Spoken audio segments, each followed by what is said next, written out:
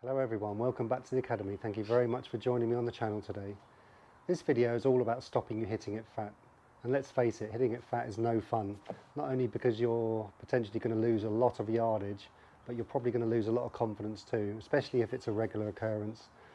So I'm going to tell you the potential pitfalls of why you're hitting the ball fat, and then I'm going to tell you how to fix it. Just so you can hit iron shots like that guy used to hit. So I've got my club sitting over there, and I'll see you the other side of the intro. See you in a bit.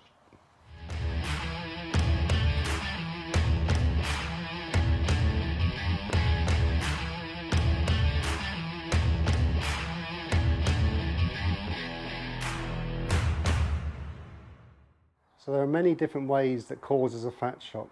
And before I go on and explain a few, I'd like to show you where we stand to the golf ball and where we hit it at impact are two different places. So let me show you that again, how we address compared to impact. So you can see my right foot, so the weight is getting transferred on the follow through and the downswing onto my left foot and off my right. Head stays pretty still, but my hands, because of this movement of my body, my hands get thrown forward. And this encourages the club to have a descending blow down onto the ball instead of lifting up. And this leads me on to one of the main causes of hitting the ball fat behind the ball, is people try and sit behind the ball and lift it up in the air. So you can see the difference between the classic impact position. If I drew a straight line with the club here, if I just do a pendulum with a club, you can see a majority of my body is in front of the ball here. It's a little bit exaggerated, I would guess, but you can see I've got a much better chance to hit the ball and then the turf. Compared to the other way, if I was behind the ball too much, this is now going to encourage the club to hit behind the ball. So I'd say the first port of call is to watch this weight distribution, and I will go on to that later. But I'm going to give you the main thought and main feeling that you can have to achieve and make it pretty much impossible for you to hit the ground first. Let's get going. So we're going to not worry about your backswing too much. I know that sounds a bit strange, but I'm a great believer in improving your downswing, and your backswing will change automatically. So trust me on that one. So let me show you what I mean. So take your address position, backswing. Now, this is the movement, so I'm going to a few pointers to watch out for here. There's a little shift of weight onto my left leg. It's not a kick in too much at the moment with your right knee. So there's a little shift of your weight going onto your left leg.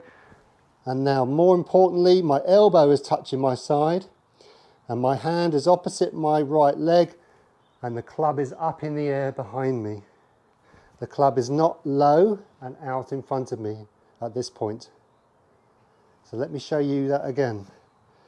Backswing, a little shift, hold the club up behind you. Now behind me meaning that's opposite to that, that would be in front of me. It's actually behind my body. So if you drew a straight line down behind my club head, it's actually going to drop back here. So it's really important to get in that position. Anyone who's slicing as well, this is going to really help you too. But from here, we're now kicking everything off our right leg. So all our weight comes off our right leg and onto our left. Now because of this club now being up behind you, it can release to the ball. If this club was low, it can't release to the ball because it's going to hit the ground. So because of the club up in the air, you can start kicking all your right side. So my right pocket, my right knee and my right foot can come off the ground and shove towards the ball. So what it's actually doing is actually going forward and twisting. So a small little backswing, kick. And you can make a full follow through if you like. So let me show you what I did there. We're kicking, so everything's off our right leg. Now I'm going to hit this one really slow this time. Drop, hold it. Club still up in the air. Look, you can actually look behind and check if you like. Don't rush it. This is not a distance exercise. Behind me, little shift, little pump. Through. Oh, that was a real small compression. Obviously didn't go very far, probably went about 70 yards. But I could really feel the impact after the ball there. I know I'm off a mat here, so it's be harder to see, but I could feel it. Probably about a ball past the ball there. Back up.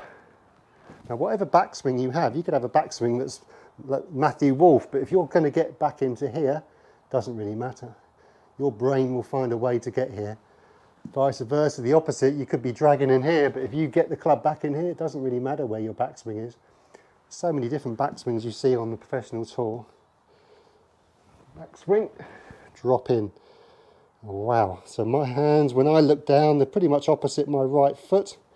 Club back up behind me. The more you can get it up in the air, don't be steep up here, it needs to be back behind you as much as you can. Okay, little pump, kick. Doesn't matter about the follow through too much, just let the club go, nice and light with your hands and arms, and make sure this hip is moving and the foot's up in the air. Tiny pump, kick through. And I hit the ball and turf there. You can do this just an A time, it's not a distance exercise. Right, so, like the practice swings, you can't play golf like that, but it's a great introduction to how your body should start feeling and how the position you should start swinging through. Because remember, you are swinging through this position. And as soon as you start blending all this up, it's going to be pretty hard for you to feel that. So that's why we do these little breakdowns. So you can really feel the difference here.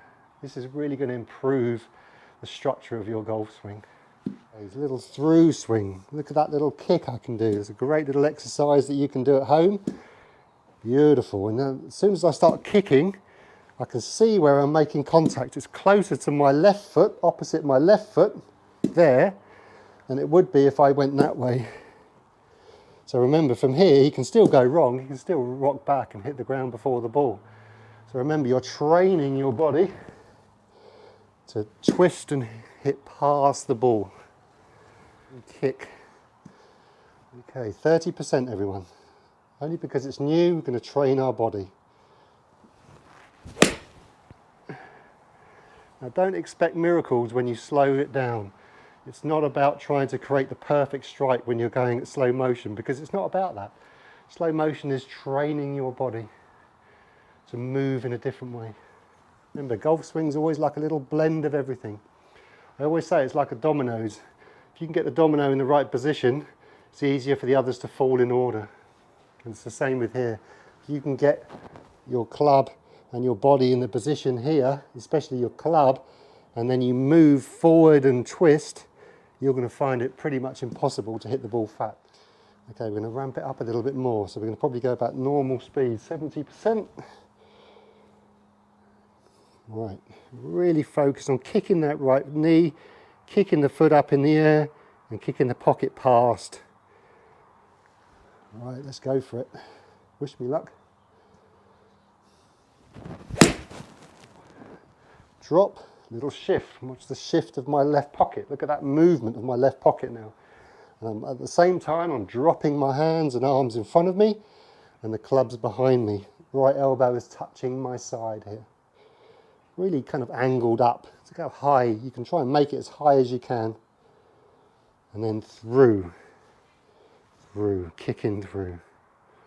Wow, look at that position there. I know it's exaggerated, but look at that.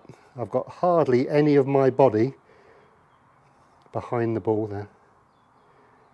And it's really important to focus on, don't do it with your head. See, my head's moving a little bit because it has to, but it's only a tiny bit.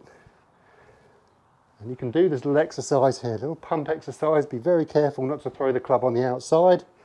Keep it back behind you. Angle it. It might feel strange if you feel the opposite, but hey, isn't that a good thing? If this is feeling strange, that means it's new. And then kick. Okay, last one and then I'll leave you.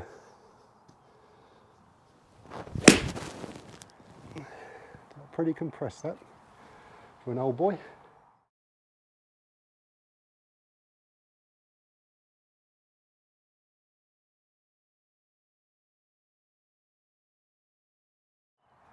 Thanks everyone for watching. I hope that really helps, because if you follow those guidelines and those pointers, you're really going to improve your ball striking. More importantly, you're going to stop hitting it fat.